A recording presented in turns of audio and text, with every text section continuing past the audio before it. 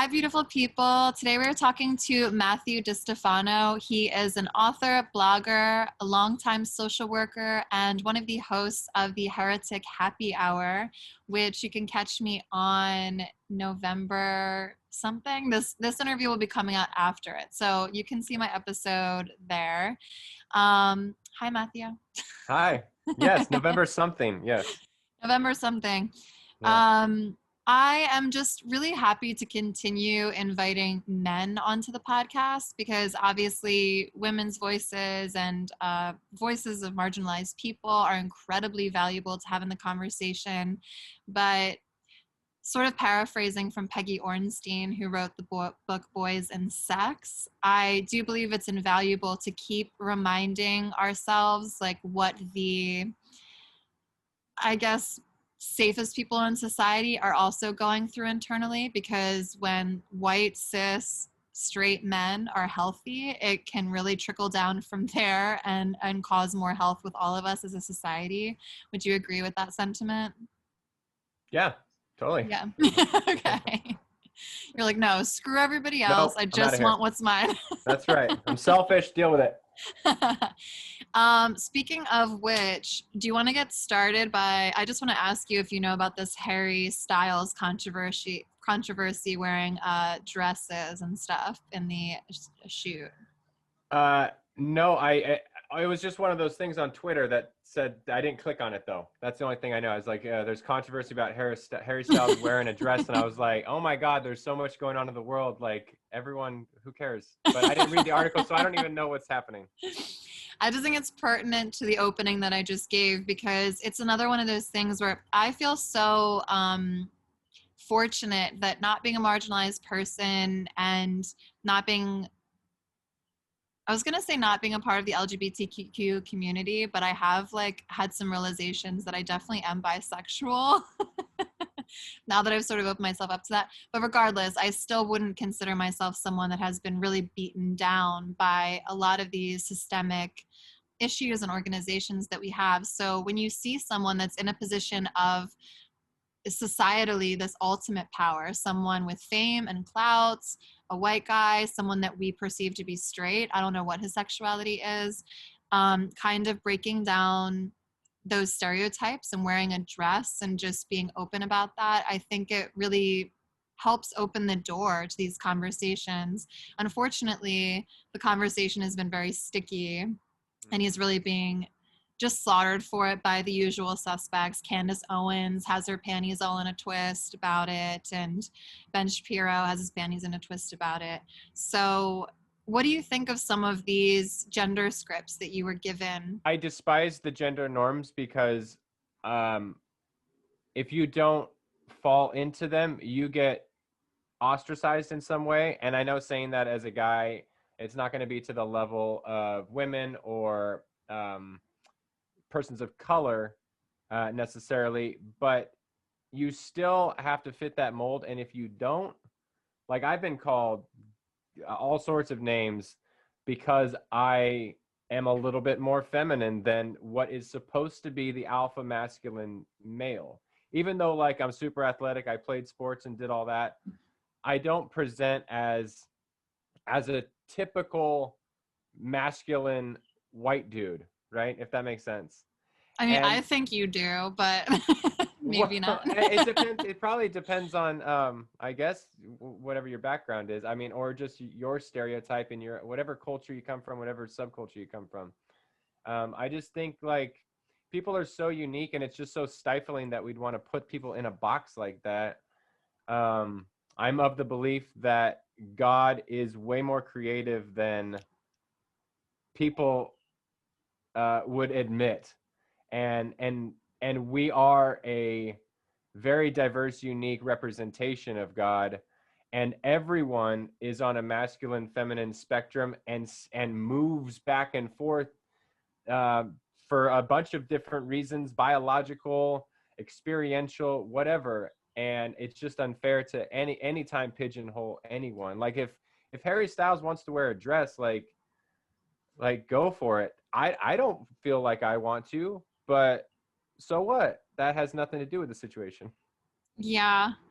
I agree. Everything is just so narrow. But it's funny because I know just in the conversation like this, I can always hear the dissenting comments coming in before they've come in because we've just been given a script as evangelicals and as Christians, and you know what you're supposed to say to dissent ideas like this. Like, no, men cannot wear a dress for the following 3 reasons that really don't have a strong theological basis. Also, historically, like, men invented the high heel. That's where it Oh, came cool. from. It was like a masculine thing, whatever. Yeah. Anyway, that may be a good way to start, to just be like, it's valuable to have these conversations with survivors such as yourself, because it's also painful for the quote oppressor. And have you ever found yourself looking back where you would consider yourself to have been in the position of the oppressor when you were giving these scripts to other people?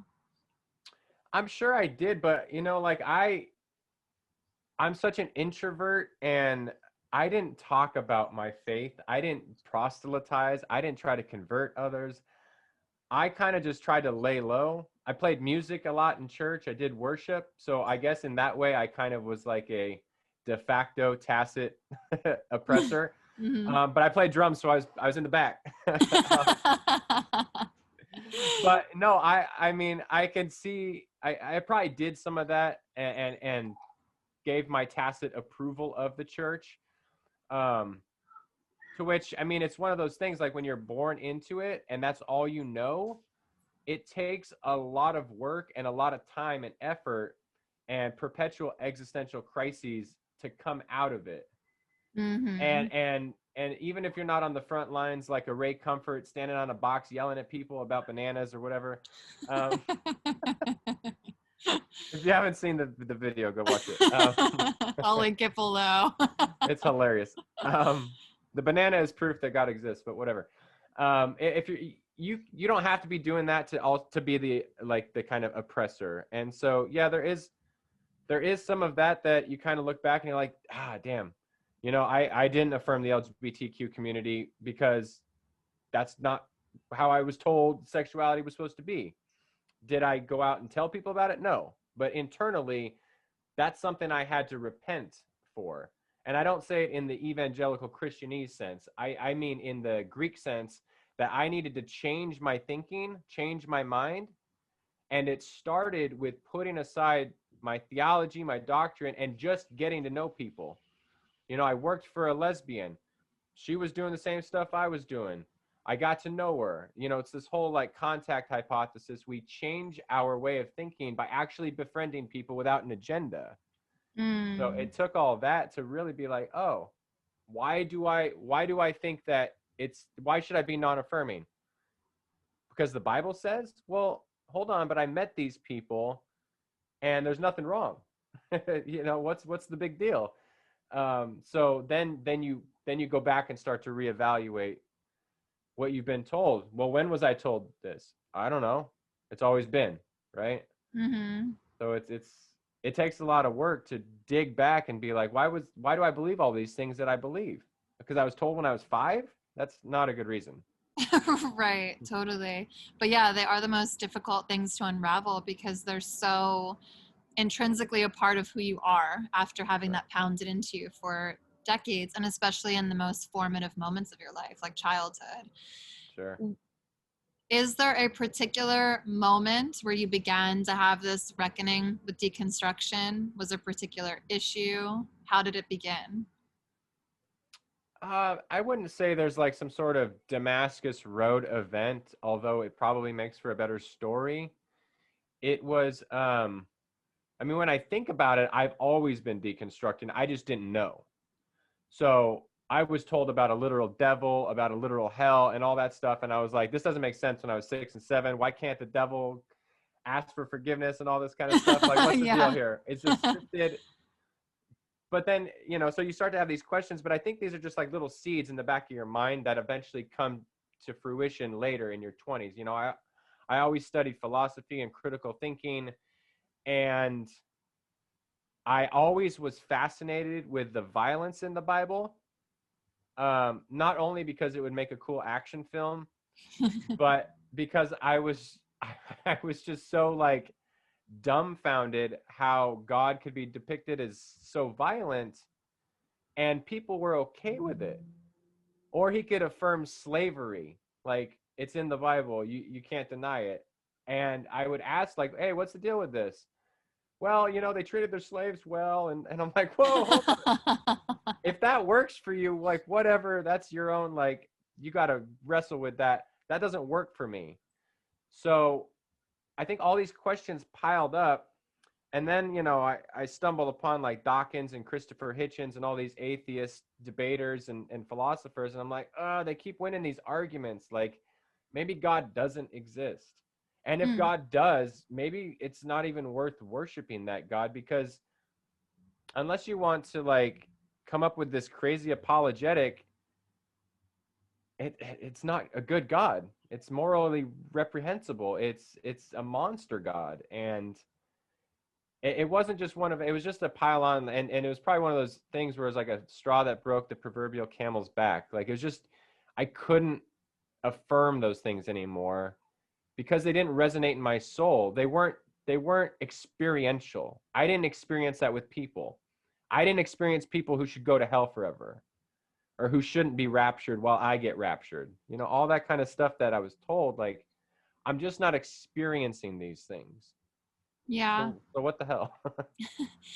I love what you said about getting to know people without an agenda. And I imagine that's really difficult for a lot of, I'm calling them pre-constructed Christians, but pre-deconstructed Christians. Because we're always taught from, if you're in church at a young age, you're taught from a young age that there always is an agenda. If you meet a gay person, your agenda is to get them saved so they can turn away from that evil lifestyle. So how do you even get rid of the weight and pressure of the agenda that you're given? Well, you could do what I have, and you could do what I do and have social anxiety so you don't talk to people. And you could be an introvert like me. If you're like a out there extrovert, I don't know how, because you're always wanting to talk to people. You're like, play the drums, be in the background, don't Yep, talk to anybody, and no one will ever exactly. dislike you. Okay, great. Yeah, That and then you could ask all these questions in your quiet time when you're by yourself, and you'll figure it out. All right. Well, there's some advice for all the introverts. I'm definitely an extrovert, so I absolutely said some crazy damaging things to friends at different points in my life, and I can feel sad for that. Like, for example, I was the one that organized the chastity ceremony at my church where we pledged our virginity and our father signed a contract. And I do have to own up for that reality. Yeah, Like, I was the perpetuator of that in that yeah. moment. Yeah, well, but I think you're doing it right though. Like you're vulnerable, you're out there, and you're allowing your story and your life be a process, which can be hard and be difficult, and you're going to take a lot of flack and a lot of heat, and you're going to have to go back to those people and be like, "Hey, I was so wrong about this, and I'm sorry." But Mm. there's power in that too. Like I'm not saying go out and oppress people so that you can later say I'm sorry, but there is real, I mean, if you're just a human being, be a human being first and be like, hey, this is what I used to say. I said this to you. I'm really sorry. If you're ever interested, like I could tell you why I said that and maybe have that if you have that relationship with someone. But I mean, you're being real and you're going to take flack for it, but it's also good too. Yeah, thank you. I've been saying forever that the most profound thing I ever heard one pastor say, and I only heard one pastor say it, he said, I don't know anything. And it was so refreshing and beautiful. He was a guest pastor. I still wish to God that I knew his name or who he was, because I was at a very heavy-handed evangelical church at the time. And I remember looked at the leadership and I was like, oh, dang, did you just hear what that man said? Like, you guys would never say that. Hmm. And it was really eye-opening. So you were saying that you have resonance with that exact same concept, this, I don't know how you would phrase it, but I find a lot of freedom and a lot less pressure in the ability to say, I don't know. Yeah. So, how do you feel about the unknown? I love the unknown. Yeah. I had the opposite, like my pastoral staff. I remember one quote, It was, don't ever come up and tell us we did a good job in the sermon. Don't ever say it was a good sermon. It just is. And I was like, oh, you're the, like Sauron had a mouthpiece, the mouth of Sauron. Like, you're the mouth of God in this case. Like you don't get to have an opinion on whether something's good or bad. This is just is. This is like the word of God. And I find that to be so stifling and so, just not interesting, boring. Also There is, arrogant. It's oh crazy. yeah, yeah, very Yeah. arrogant Yeah. without realizing the arrogance of it. It's a strange phenomenon. I find beauty and freedom and joy in the uncertainty, in the mystery. You know, it's like Richard Rohr uses the analogy of an onion. The more layers you peel, the more you get down, but you keep peeling and peeling and peeling. And I just find fascination with the fact that it's okay. Oh, it's not only okay, but it's like celebrated that I don't know everything and I won't know everything. I think Mm-hmm. it's cool that I don't know what your experience is like, because it opens up an opportunity for empathy and compassion, which are just like the the most basic ingredients for love and relationship. Like, there is mystery in not knowing what your experience is like. There's mystery in not knowing what my spouse's experience is like, or my wife's. And every human being's experience. And the fact that I can't know everything. I mean, there's just so much freedom in that. And shameless plug, but a book that I have coming out with Michelle Collins is going to be called Learning to Float. And that's my deconstruction process. You don't go anywhere. You learn how to not flounder in the ocean, which is Mm. beautiful, though. I think it's beautiful that it's not, you don't have to get anywhere. You just have to learn to be cool with this moment right now, which is all we have. Dang, I love that. Just learn to float, because something that I always harken back to is C.S. Lewis and Screw Tape Letters. My favorite thing in that book was when he was talking, when Screw Tape is, I forget the names of the demons, I whatever. do too. Screw Tape is talking to the other demon and just says, like, basically the whole thing is demons giving each other advice on how to ruin this one man's life. So Screw Tape advises the demon to just keep this guy in the past, because the past is just this thing that's not tangible, that is just a perception of what happened in your own opinion, and it can morph and change. Even when we look at how I like eyewitness testimony in trials is the least accurate testimony available, because that's how warped and skewed our perception of an event can be. And the future, of course, doesn't exist at all in our mind's eyes. So we're just like perceiving what we want to happen or what we're afraid will happen. And the advice Screw Tape gives is keep the person in one of those two places, the past or the future, because then they will never be present, and God is in the present. Mm-hmm. And I love that so much. And that just reminds me of what you just said, like floating. So you don't have a predestination in your head where you must go or you have to achieve, which I find is so stressful for me as an achiever. I used to want to really know what was going to happen, and I used to rely so heavily on prophecy and talking to people and getting prophecy from them, because I just needed to know my destination. And it's been wonderful to let that go in my adulthood and also allow God to shine in those, because when you get rid of your own concept of your predestination with God, it allows for so much pleasure and gratitude and such an adventure, this grand adventure on your faith, because then God can always surprise you in the midst of it, and you don't set yourself up for disappointment. Mm-hmm. Yeah.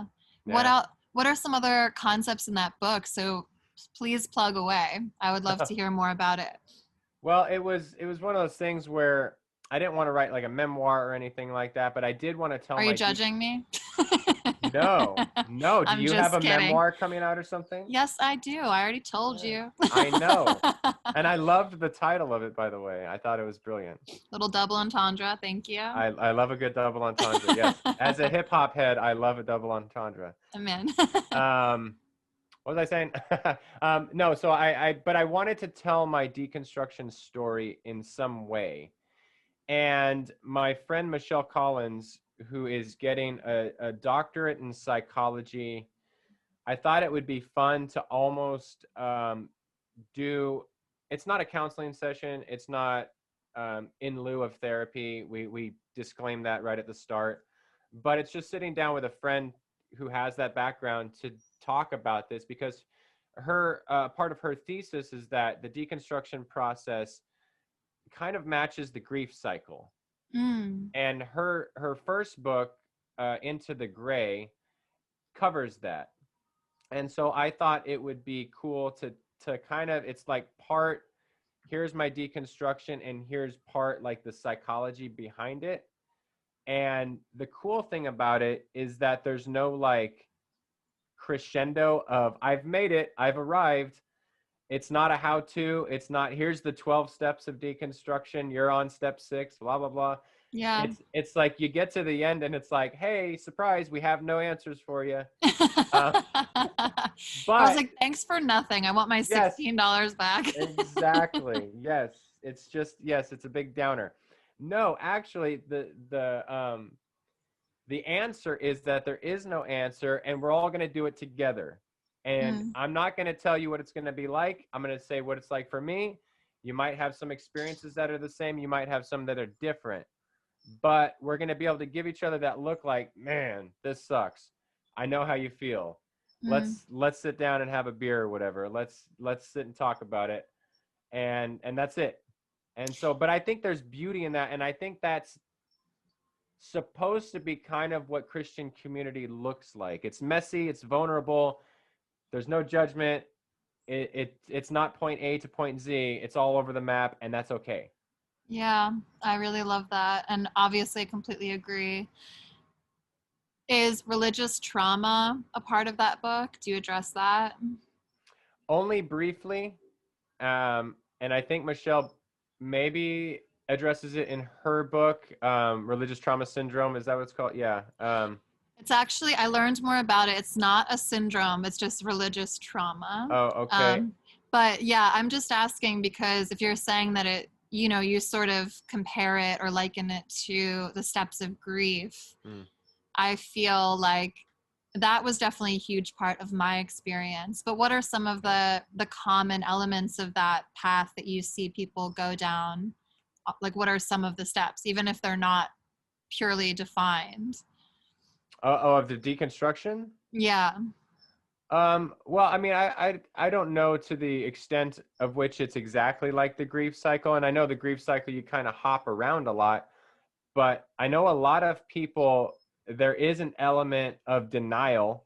Like Mm. you want to sit here and say, I'm not seeing what I'm seeing. I'm not experiencing what I'm experiencing. If I just pray more, if I just read my Bible more, if I just do this more, if I go to more Bible studies, then all this is going to go away. Yeah. All this Mm-hmm. angst, all these questions are going to go away. You start bargaining with God. You start bargaining with yourself, with the inner voices in your head. And you get to a place where, at least for me, like I had a lot of moments of anger.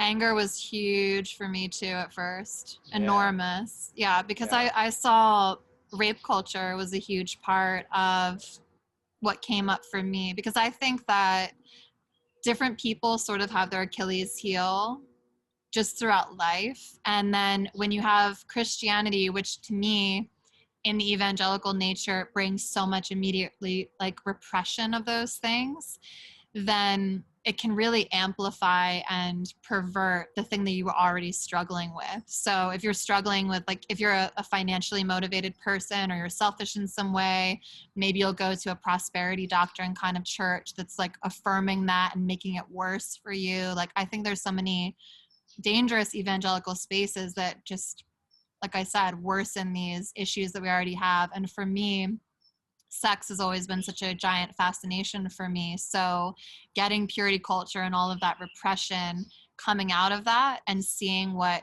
other women had been through. My more voluptuous friend was assaulted after having been told that her body was a stumbling block. So she never reported that crime. those sorts of things, like that's when I think of righteous anger. Like so many people that are not deconstructing or battling us on even the concept of it will just be mad at us and be like, well, you never read your Bible and you were never a Christian anyway. And I'm just like, or we have genuinely traumatic, really effed up experiences that we are privy to, that we had to reckon with in this conversation. Yeah. You were saying, oh, go ahead. Oh, no, I was just going to say, I just wrote something for Pathos the other day about look, I get your culture. Like a lot of times we get accused of like, well, if you read your Bible more, if you do this, but it's like, I couldn't have done more.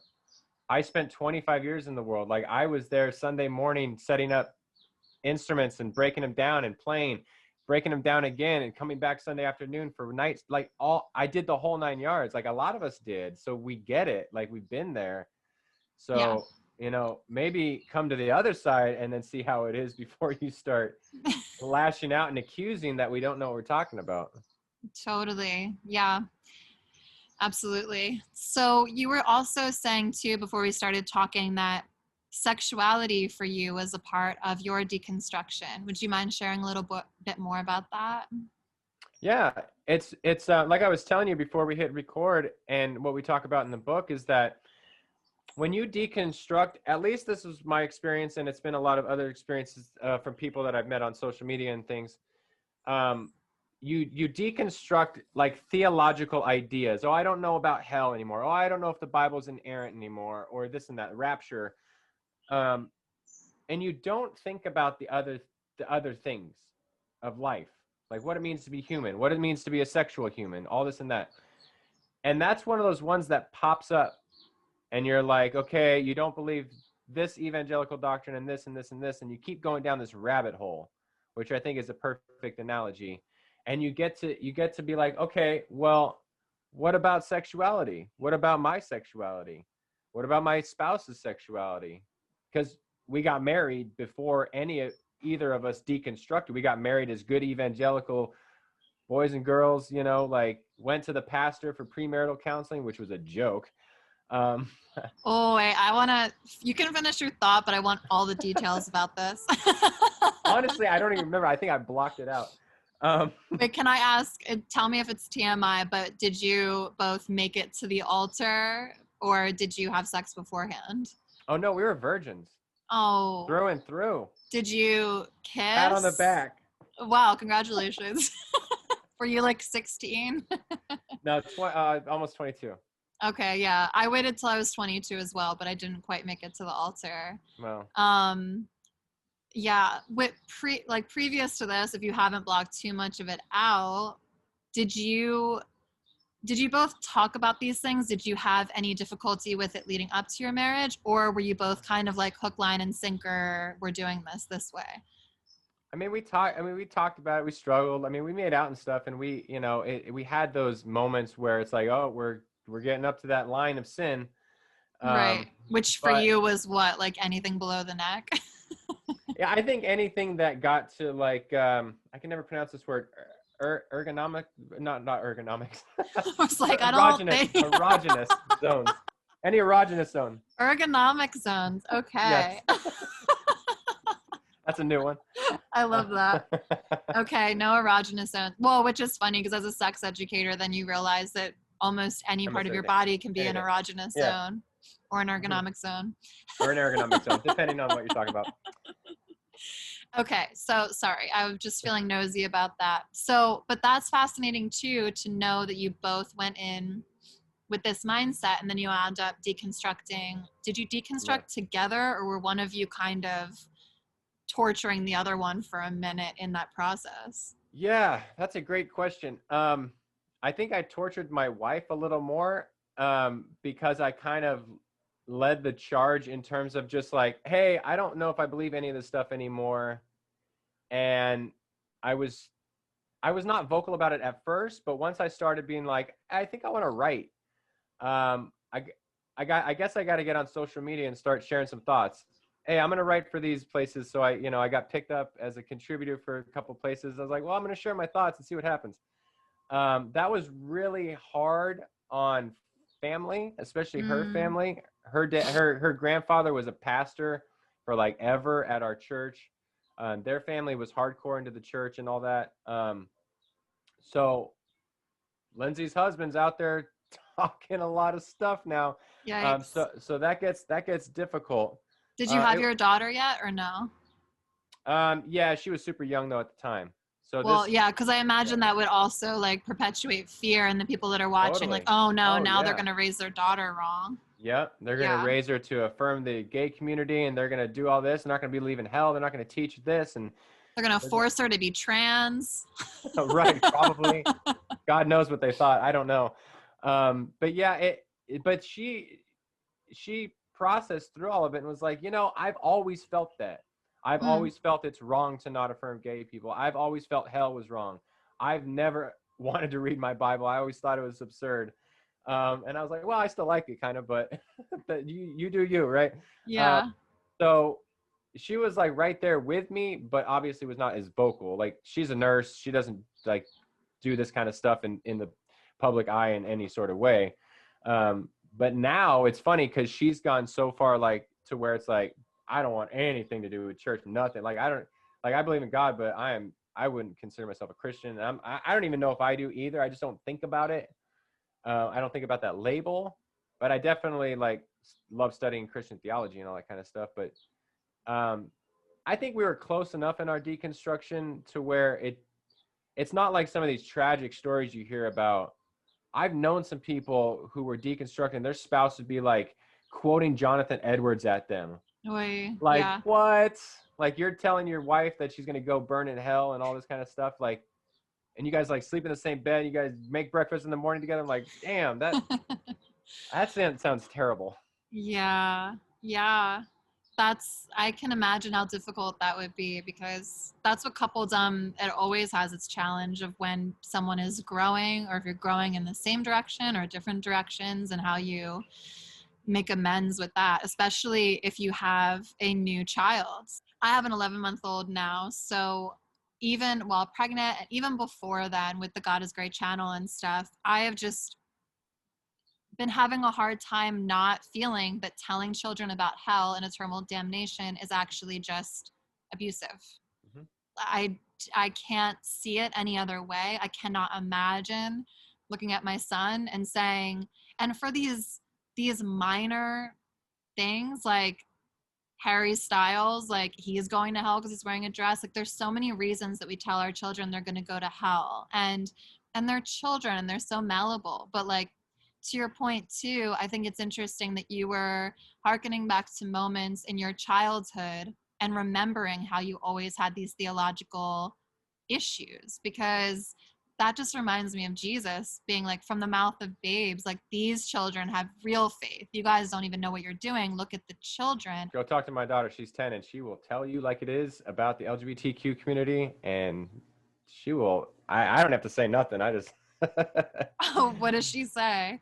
she's just very staunchly like, if we go to like pass by a church, she'll be like, do they like the gay people or not? All this kind of stuff. And it's like, if they don't, like she's like, I wish that church wasn't here and blah, blah, blah. I'm like, oh, snap. Oh my And she gosh. has friends in her school. One friend that was like, didn't like gay people. And she's like, I'm not going to be friends with her. I was like, well, I mean, cool. Like, I mean, yeah, I'm not going to tell you who to be friends with. Like, maybe, but I just Yeah. think it's great. Like, it's just Mm-hmm. natural. Like, it's totally natural that they can see without, when they don't have like an agenda forced on them, they can see what's right and wrong kind of right in front of their eyes, Yeah. like it's Mm-hmm. obvious. It's obvious until we warp them. Yeah. Absolutely. Yeah. But Um, can I go back to, you asked me earlier about sexuality, and I wanted to make the point about sexuality, especially, in Christian circles, that when you deconstruct, sexuality becomes one thing, especially for me and my wife, that you have to kind of then talk about. You have to talk about, you have to work on working out of that purity culture that you do so much talking about. mm-hmm. Um, Mostly as a woman, but men too. It definitely affects men in a negative way as well, though I wouldn't call it to the degree, broadly speaking, it affects women. But this absurd notion that you could just turn it on when you get married, like you're supposed to do, is well, like, it's absurd. So it takes a lot of work and years of being vulnerable and honest and trusting your partner, to move forward in that way as the sexual being, without all of that religious dogma that was put on you. And Mm-hmm. so you get to a point where it's like, it's not even until our 30s where we started having like a healthy sexual relationship, just by being honest. It takes that long to open up and break out of that culture. Yeah. Do you mind getting more specific? No, I don't mind at all. Because I'm just curious, like, I would take guesses of what the specific things are. Like this, I know again that most of our kinks, the vast majority of them are developed before we're 6 years old. So anyone that blames themselves or says that it's wrong, it's very formative from childhood and it exists from a young age. And I also really come up against the word normal. For Sure. example, like even the word kink has like, it's so salacious with connotation, Mm. when in reality kinks are the most normal part of sexuality. Every single person has them. Like if someone has a foot fetish, you could think it's outlandish, but it's actually one of the most common fetishes. Mm-hmm. Fetish even too is a really salacious, unnecessarily salacious word, I think.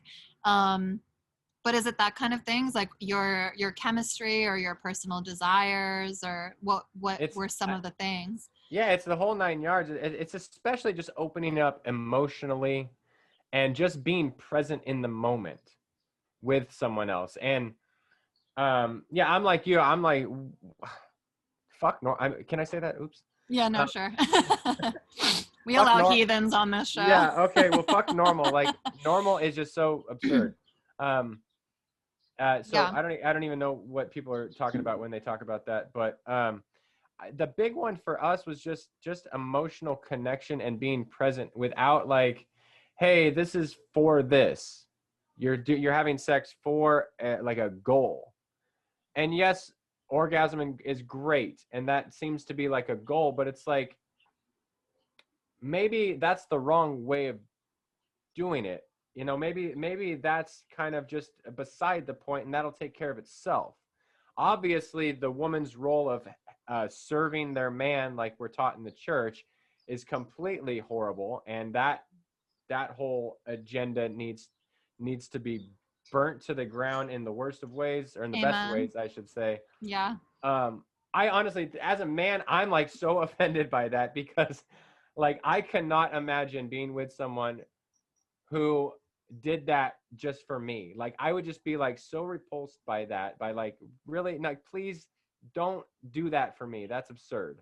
Mm. So any man who takes, I know it's kind of indoctrinated to men too, that that's your biblical duty or whatever, but I don't know, that just fires me up. And to quote Peter Griffin, it grinds my gears. uh, Yeah, I mean it's truly terrible. I think most of the men I talk to, they are stressed out by needing to always be the, maybe aggressor is the wrong word, but mm-hmm. the instigator. I'm like Yeah, losing the word right now. You always have to be yeah, initiator. That's what I'm looking initiator, for. yeah. Yeah, you're the one initiating. And then I've also talked to men that have a really unhealthy dose of the Madonna whore complex, because that is basically this idea that your wife is this pure Madonna, especially if she's, quote, saved herself from marriage. And then there's the whore that does the other things that you couldn't do with your wife. And I've talked to women who wish their husband would treat them as both. They're like, I want to be the whore too. I don't always want to be this like little porcelain teacup on the shelf. And then at the same time, I've talked to men who were like, turned off when their wife would come on to them because that's not her duty. It made her seem more like a whore than their wife. And there's just Mm. all these complex, stupid scripts that we've been given that really do warp a couple's sexuality. Yeah, and they're so subconscious that we don't even realize how embedded they are unless we do the work. Mm, Because yeah. this whole notion of like my what I do remember from my premarital and I'll put it in air quotes, counseling Okay. from You're an really mad about this. I want to know. well, I've done social work for a long time. Like, if you're a counselor, you're an LCSW or an MFT or something like that. The fact that we call pastoral staff talking about their ideas about sex counseling, I think is that's criminal. Yeah, with Uh, no certification, no, so they yeah, don't have exactly. to adhere to any specific guidelines. Right. Yeah. Hmm. Yeah, uh, it's like these Christian camps that people get sent to, like where it's supposed to be drug and alcohol camp, or it's pray the gay away camp, or so. It's like I've been in this world of social work for a long time. Like, this is my field, not my field, Mm, but I'm in this field. Like, I have a very strong disdain for anyone who steps into that without the right training and background and knowledge. So me too. um, the thing I do remember about the counseling was it was basically like, once you get married, you just turn it on. You just step into that world now, and everything's on the table. But it's just so impractical, and it doesn't work because, and if they had training, they'd know this, of the deep psychological impact that has been driven into us as churched folks for 20 years, 30 years, however long, that there is so much work to do there that they don't even know. Like, one of my favorite Jesus phrases is, forgive them, they don't even know what they're doing. Like, Yeah. they do not know what they're doing in that moment. Yeah. And also, you realize that your body holds these messages for you, and it's not necessarily your choice. Men can experience erectile dysfunction, women can experience vaginismus, where your body will literally not allow sex to happen. Yep. And the thing that blows my mind, and I've said this before, is that these quote counselors will counsel pre-married couples, and then they'll simultaneously counsel married couples that are in full dysfunction from what they told them before they got married. And I'm like, how do you not have cognitive dissonance here? How are you not seeing the result of what you said is producing this dysfunction? Yep. And the fact that that bridge is not made drives me up a wall. Yeah. Yeah. Yeah. Me too. It's one of my pet peeves. I'm right there with you. Yeah. Well, we're sort of rounding towards the end. I would love to hear just maybe any, not even closing thoughts, but any last subject you might want to touch on, whether it be your book or your deconstruction process or anything that gets your heart pumping. Well, I just want to encourage people that that are deconstructing, or people who have lost their faith, even, that or are concerned about where their faith is going, that it's going to be okay. And what our focus should be on, and whether we're thinking about the future or ruminating on the past, be present with it. The only thing, this heaven and hell dichotomy, this what happens when we die fixation, escapist mentality, it's detrimental to our life now. Because what a joke my daughter always, she thinks it's funny, but I think she's a little more woke than she knows. Can't wait. She's been reading Richard Rohr or something. Wow. She likes to joke around about the concept of now, and she says it's never not now, Dad. It's now, right now, and as I'm saying this, it's now. And so, again, like, Beautiful. out of the mouths of children, like, she gets it, and it pisses me off because it took me 35 years to get that, and she's 10, so I'm totally jealous. But it's spot on. It's spot on. Like, we have right now, and so, like, I have been studying a lot of Buddhism and meditation and all that kind of stuff, and because that is practical, and I know Jesus talks about the kingdom of God being here and now and within and in our midst, and all that is totally practical with how we live now. But it's okay to go outside of Christianity or the boxes of what we think Christianity is, and whatever helps us be a more present, more empathetic, more compassionate human being, then that's the direction we go. And I'm of the belief that there's no good knowledge that is not experiential. So we can talk about all these theories and ideas all we want, but unless we've experienced something, I don't know if it's worth much of a damn.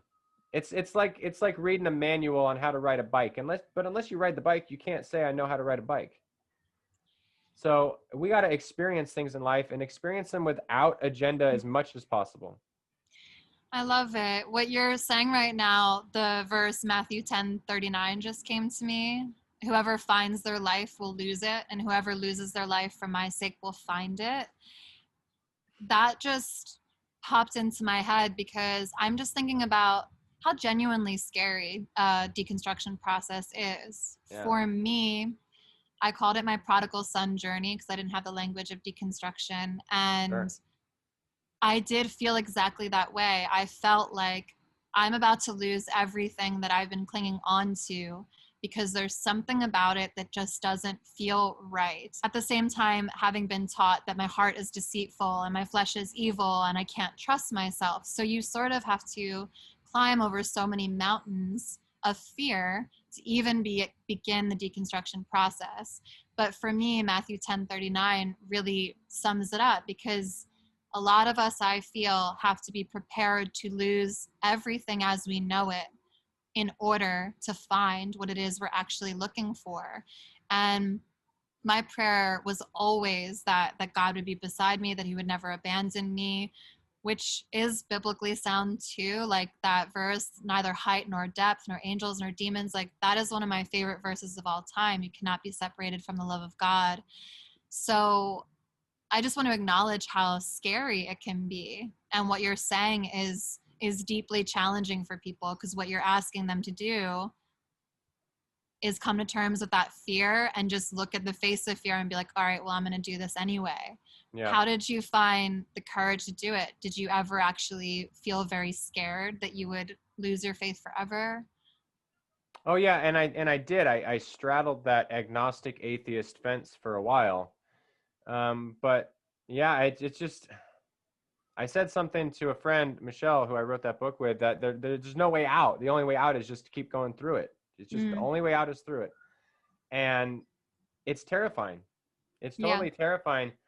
Um, it takes a level of I guess courage to go through that, but I think understanding that you're not alone is huge.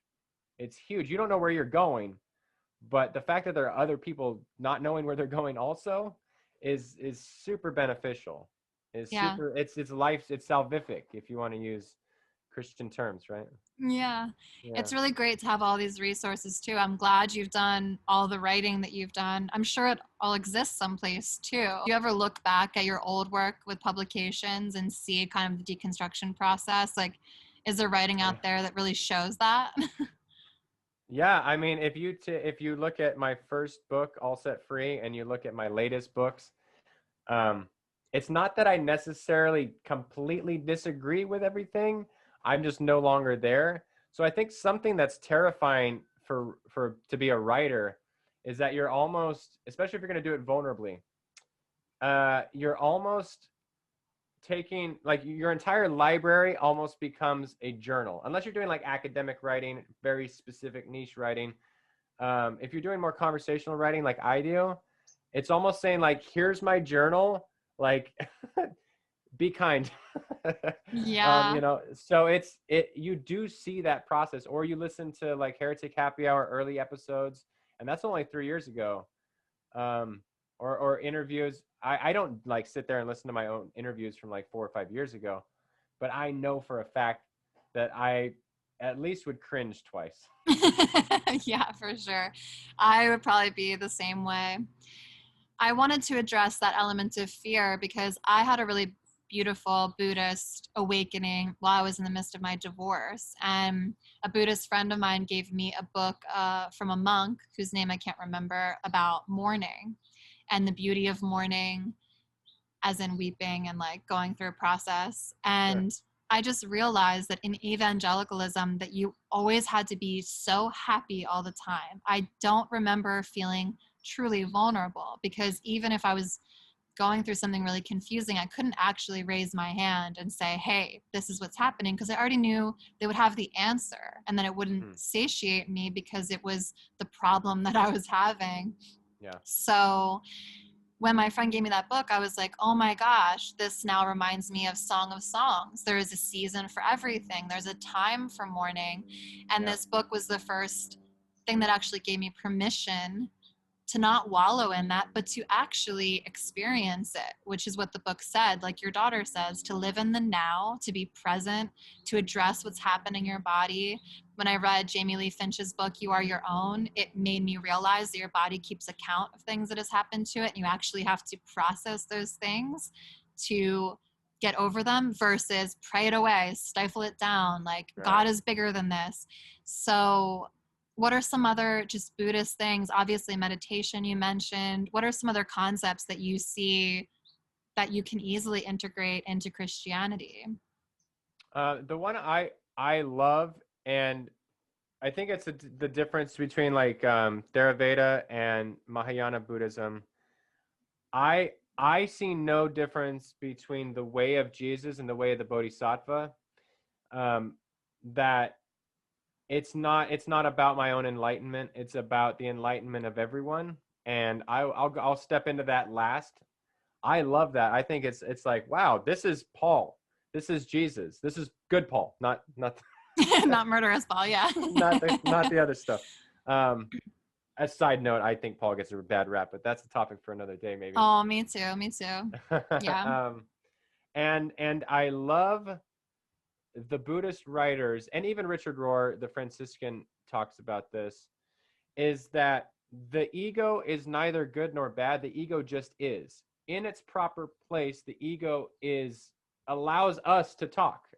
I have to have an ego. You have to have an ego for us to have a conversation. The problem is not, I don't think we need to kill the ego. And some Buddhists would suggest that the ego needs to die. I take the approach, and like Alan Watts, I believe, does as well, that the ego just needs to be in its proper place, which the ego doesn't like. So I think we get too dualistic if we're like, the ego's bad, we need to get rid of it, and this and that. And I like the approach of having the ego in its place, because that then it's more unified. It's less dual thinking. It's less bad and good. I think we need to get out of this notion of good and bad and categorizing things in binary ways. Very little in the world is binary. Amen. Yeah. Amen. Including gender and sexuality. Yep. We are aligned. I completely agree. And just to clarify, ego is not the term as we might understand it so easily. It's not someone that's all like hyped on themselves. Right. Like in the Buddhist, like how would Buddhists actually define the ego, or how would you put a definition to it as you're describing it? Oh, I hesitate, because it's not going to be it's not going to be a monolith, and not just like Christianity. Not all Buddhists think alike. I'm just talking in terms of like the concept of I, like so kind of like your humanity, like who you are on this earth. Yeah, my personality, my likes, my dislikes, the things I gravitate towards, my skill set. All those are great, but they can get. I think they're needed, but they can get in the way of who we truly are, which I believe is, we are made in the image and likeness of God. We are divine in nature, and we are pure consciousness. Yeah, I like that. Interesting. Yes. This is also interesting, and I like that, Pastor. I don't know anything. I mean, honestly, like it's all speculative. Yeah, throughout this whole interview, it's been meaningless. Let's just be nihilists. That's fine. Yeah, no, I really appreciate this conversation, and I thank you for coming to the table with me, because, again, like I said at the top of this conversation, I think when the male ego is put into check and is no longer given all of these scripts, again, me having a son, I fully intend to not raise him with any of these scripts. I'm not going to tell him he can't have a Barbie doll, or he has to have a train, or he can't wear, like, I think these things are so meaningless when Christians put them on such a pedestal. Every time I see Christians putting these very human systems on a pedestal, it so easily becomes idol worship to me. What are you guys idolizing? The concept of gender? You're idolizing sexual purity. You're idolizing. Yep. You're idolizing politicians. Like, stop, let all of that die. And like you're saying, go into that gray space, that unknown. And then what's the name of your book again? Oh, the new book, which will be out in 2021, is Learning to Float. Yeah, Learn to Float. Yeah. I love it. So how can people pre-order that or anything? They can't yet because it's still being edited, but Oh, yeah, it'll be on. I have a website, allsetfree.com, and as soon as they can, it'll be up there. But okay. I don't know when. But all my Yeah. other books are on there. All the links to podcasts are on there. I write for Patheos, so if you want a link in the show notes, that would be cool. Yes, I will do all of that. Don't worry. Yeah. So I will put all of the pertinent materials in the bio so you can easily find Matthew and everything that he's working on, including all of his work with Patheos. And that's it. We love you all so much. God bless.